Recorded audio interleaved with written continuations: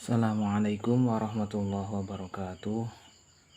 Pada para sahabat yang dirahmati Allah, mari kita lanjutkan pembahasan dari kelanjutan video yang kemarin, yaitu membahas tentang macam-macamnya kalimah.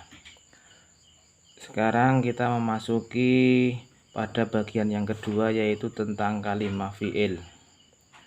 Kalimah fi'il di sini modelnya bermacam-macam, yaitu yang pertama ada yang berupa fi'il madhi atau kata kerja yang lampau, yang telah atau yang sudah dilakukan.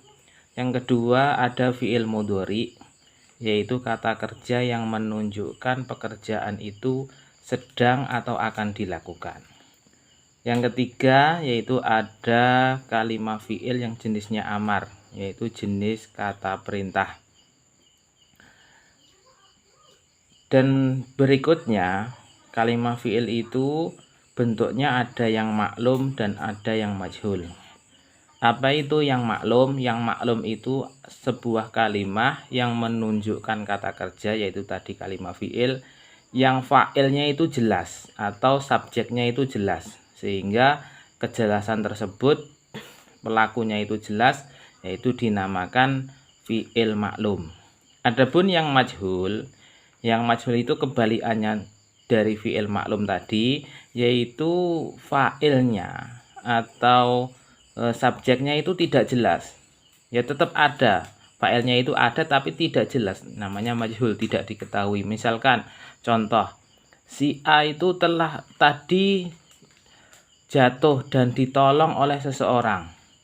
Lah yang menolong itu enggak jelas siapa dia, yang penting si A tadi ada yang menolong, tapi yang menolong tadi tidak dikenal atau tidak jelas siapa dia.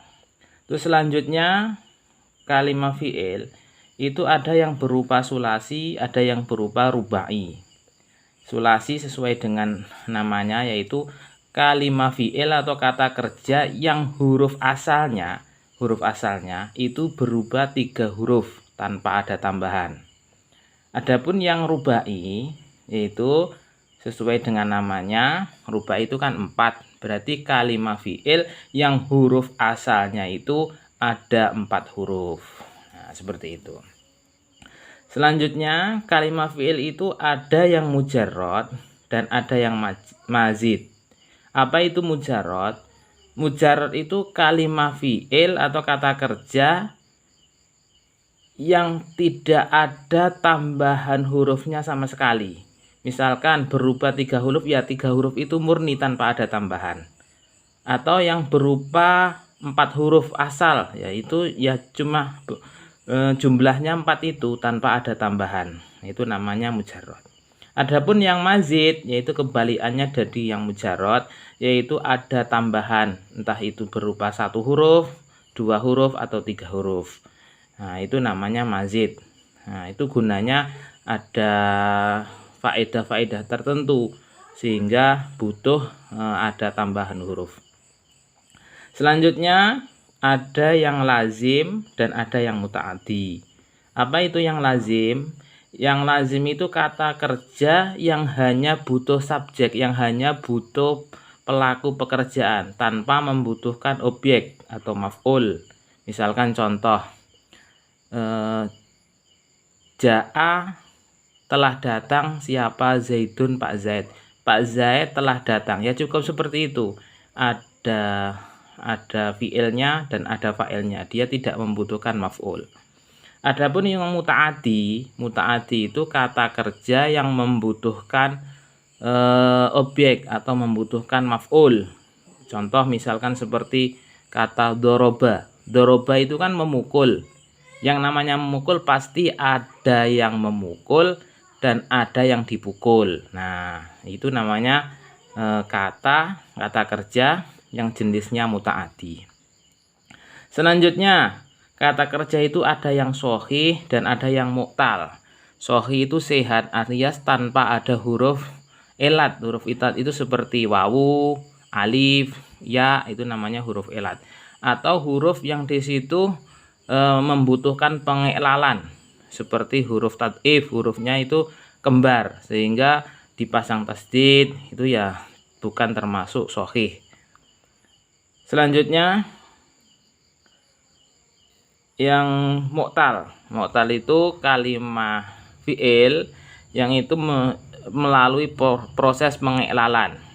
Proses pengiklalan itu dia tidak tidak menunjukkan huruf-huruf aslinya. Misalkan yang dapat kita temui gampang yaitu contoh pada lafadz qola. Misalkan qola biasanya diterjemahkan qola bersabda atau qola berfirman. Kalau untuk Allah, biasanya untuk Rasulullah qola bersabda.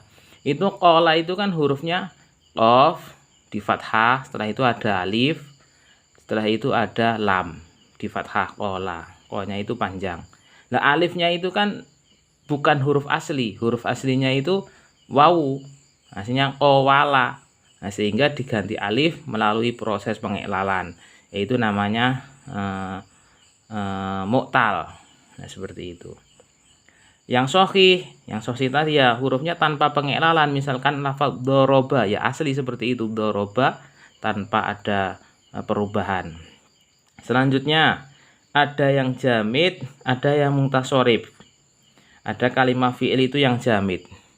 Jamid itu sebenarnya tidak banyak lafaz yang kategori jamid, yaitu kalimat fi'il sebenarnya, tapi dia ada kemiripan dengan kalimat huruf, sehingga dikatakan jamid. Misalkan contoh seperti lafaz laisa, nikma, terus bisa, dan yang lainnya.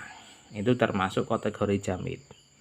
Dia tidak bisa ditasrif dari satu kata dasar pindah ke cabang-cabang yang lain. Nah, itu tidak bisa.